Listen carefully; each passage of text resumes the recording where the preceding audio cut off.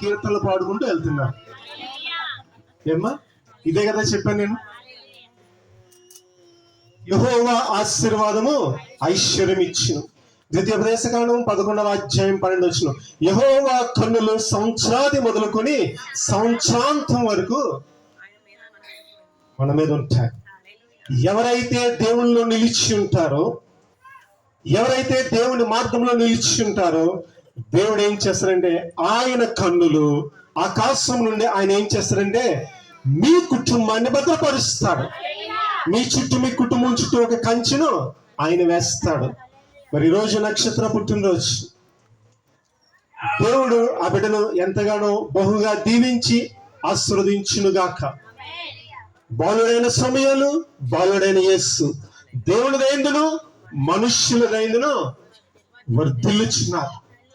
మరి అట్టి రీతిగా దేవుడు ఆ బిడ్డను వర్ధిల్లింపచేయునుగాక. 9వ గ్రంథము సామెతలు 9వ గ్రంథం 11వ వచనం.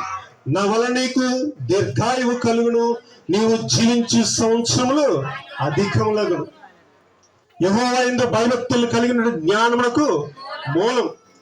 మరి ఎన్ని వాగ్దానములు ఆ బిడ్డ స్వతంత్రించుకునుగాక. అయితే ఆ బిడ్డ వాగ్దానాలు స్వతంత్రించుకోవాలంటే తల్లి తండ్రి ఏం చేయాలి? బాలుడు నడవలసిన త్రోవను వాడు పెరిగి పెద్దవాడైనప్పుడు దాని నుండి తొలగిపోడు. మరి చక్కగా ఈ కుటుంబం అంతా దేవుళ్ళు ఉంటున్నారు, దైవికమైన దీవెనలు పొందుకుంటున్నారు. ఏ మనుష్యుడు కూడా నోటితో ఆశీర్వదిస్తాడు, God bless you, many many happy returns day అని. కానీ మలాకీ గ్రంథము 3వ అధ్యాయము 10వ వచనంలో ఆకాశవాకులను తెరిచి పట్టజాల విస్తారమైన దీవెనలు ఆయన కుమ్మరిస్తాడు. ఎప్పుడు కుమ్మరిస్తాడంటే ఈ కుటుంబం అంతా దేవునిలో ఉన్నప్పుడు, ఈ కుటుంబం అంతా దేవుని మార్గంలో నడిచినప్పుడు. చక్కగా ఈ కుటుంబం దేవుని నడుస్తున్నారు. చక్కగా మరి ప్రతి ఒక్క సన్నిధిలో, ప్రతి ఆరాధనకి చక్కగా పాల్గొంటున్నారు. దేవుడు వారికి ఇచ్చిన తలాంతు చక్కగా పాటలు పాడుతున్నారు.